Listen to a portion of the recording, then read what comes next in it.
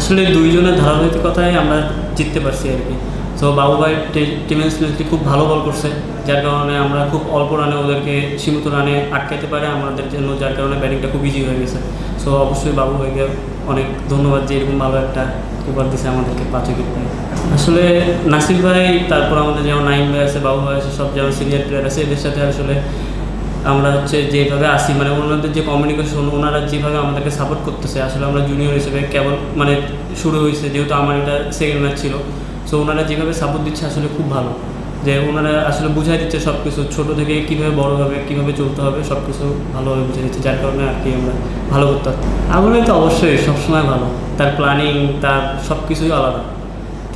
যেরকম প্ল্যান করে সেরকমভাবে এক্সিকিউট করতে চায় সব কিছু। তার আমার কাছে যেটা মনে হয়, আমার কাছে প্ল্যান এ, প্ল্যান বি সব কিছুই হয়তো থাকে, যে কখন কী করতে হবে সব কিছু সে তখন মাঠের মধ্যে ইউটিলাইজ করে। আসলে এটা আমার কর্তব্য, এটা আমি যেহেতু এখানে খেলতেছি, অবশ্যই আমাকে রান করতে হবে, যার কারণে আমাকে টিমে নিছি।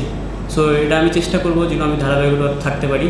সো সবাই দোয়া করবেন। হ্যাঁ, টুর্নামেন্ট হলে অবশ্যই আমাদের প্লেয়ারদের জন্য খুবই ভালো, যত বেশি টুর্নামেন্ট হবে তত বেশি আমাদের জন্য ভালো, যে আমরা খেলার একটা অভিজ্ঞতা থাকবে, আর যত ভালো করতে হবে তত নিজের ভিতর কনফিডেন্সটা হাই থাকবে। তো টুর্নামেন্ট হলে অবশ্যই আমাদের জন্য ভালো হবে। তো অবশ্যই Liton Das is a very good person. আসলে লিটন দাস সাথেও কথা হয়, যেহেতু দাদা আমাদের দিনাজপুরেরই।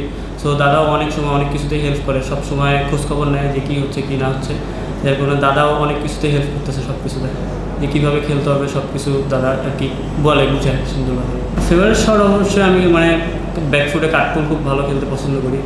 আর যেহেতু এটা একটা আমাদের যে এনসিএফ টি20 হচ্ছে, যেহেতু এটা বিপিএল এর আগে, সো এটাতে যদি পারফরমেন্স করতে পারি, যে কোনো টুর্নামেন্টে যদি পারফরমেন্স করতে পারি, সেটা আমার জন্য অবশ্যই ভালো।